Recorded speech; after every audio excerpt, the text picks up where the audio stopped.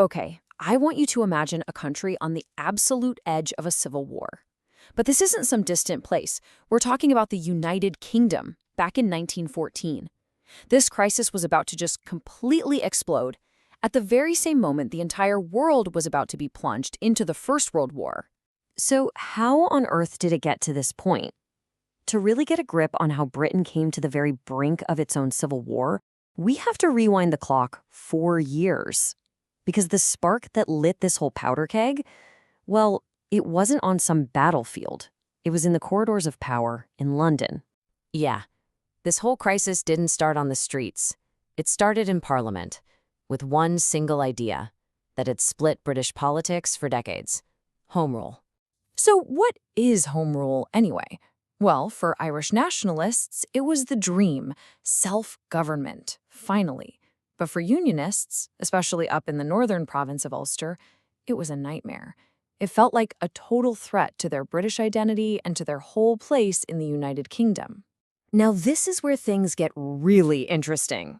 The 1910 elections ended in what's called a hung parliament. Just look at those numbers. The Liberals and Conservatives are basically tied. And that meant that those 82 Irish nationalist MPs, they suddenly held all the cards. They were the kingmakers. And just like that, the Irish nationalists, led by a guy named John Redmond, had all the leverage they needed. You see, the Liberal government desperately needed their votes to pass this big, controversial budget and, stay in power. So the price for that support? Simple. Put Home Rule back on the agenda. A political deal that was about to set Ireland on fire. And here is the absolute game changer. Before this, any Home Rule bill could just be killed off by the House of Lords, which was full of conservatives. But in 1911, the Parliament Act changed the rules of the game. It was a constitutional earthquake. The Lords couldn't stop laws anymore. They could only delay them for 2 years. The biggest roadblock to Home Rule was gone. So the path to Home Rule seemed totally clear, right? Well, not exactly. What happened next was that one part of Ireland decided it was going to resist, and by any means necessary. In 1912, the third Home Rule bill is officially introduced. And that's when the opposition in Ulster, with its huge Protestant and Unionist population, just went into overdrive. It became organized, it became powerful, and it was fierce. You really have to understand the makeup of Ulster to get what's going on. Unionist identity was just rock solid in those mainly Protestant counties: Antrim, Down, Armagh, and Londonderry. They formed this really concentrated bloc in the northeast of the island, and the fear for them was being swallowed up by a new Ireland that they believed would be dominated by Catholics and run from Dublin. And every movement needs a leader, right? For the Ulster Unionists, that man was Sir Edward Carson. He was this incredibly charismatic lawyer, a brilliant speaker, and he basically transformed this political protest into a massive, organized movement of total defiance. And this was their declaration of intent. Literally, hundreds of thousands of men signed what was called the Ulster Covenant. It was a solemn vow to resist Home Rule. And get this, some guys, famously and very dramatically, even signed it in their own blood. This wasn't just politics anymore. For them, it was a sacred cause. So with Ulster getting organized and ready to fight, how do you think the nationalists are going to respond? Well, this is where the crisis moves away from speeches and signatures and towards the terrifying logic of militarization. All that talk of defiance was now being backed up with real action. Both sides started forming their own private armies. And suddenly, Ireland looked a lot less like a country having a political debate and a lot more like one getting ready for a war. So by 1913, you have these two new opposing forces staring each other down. You've got the Ulster Volunteer Force, or UVF, created to stop Home Rule. And then, in response, you had the Irish Volunteers, formed to make sure Home Rule actually happened. Both sides were absolutely convinced they were fighting for the future of their nation.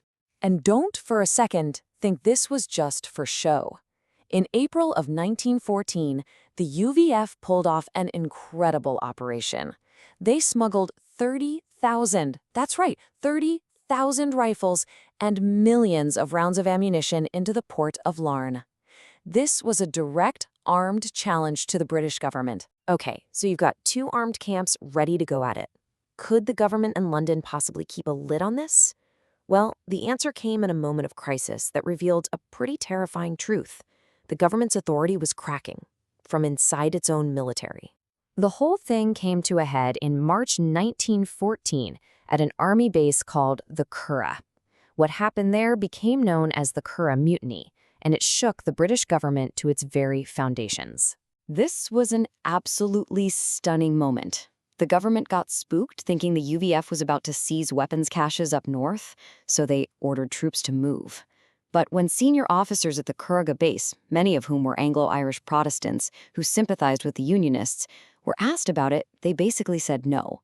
57 of them chose to resign rather than march on Ulster. The message was clear. The government could not rely on its own army to enforce home rule. It was paralyzed. I mean, when you just lay it out on a timeline, the speed of it all is just terrifying. In just a few short years, a new law in Parliament has led to private armies, gun running, and a mutiny in the British Army. By the summer of 1914, the United Kingdom was standing right on the precipice of civil war.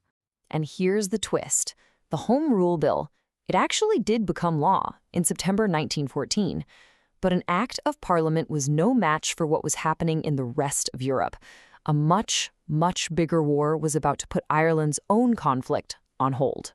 All of a sudden, the enemy wasn't across the Irish Sea, the enemy was in Germany, and this massive domestic crisis was just frozen in time. Both John Redmond for the Nationalists and Edward Carson for the Unionists encouraged their volunteers to join the British Army, and thousands did. But nobody thought the underlying problems had just vanished. And that's really the legacy of 1914, isn't it? The Great War didn't solve the Irish question. It just hit the pause button. All the tensions, all the weapons, all the rivalries, they were all still there, just simmering under the surface. And they were ready to erupt with even more violence just 2 years later, in a new conflict that would change Ireland and Britain forever.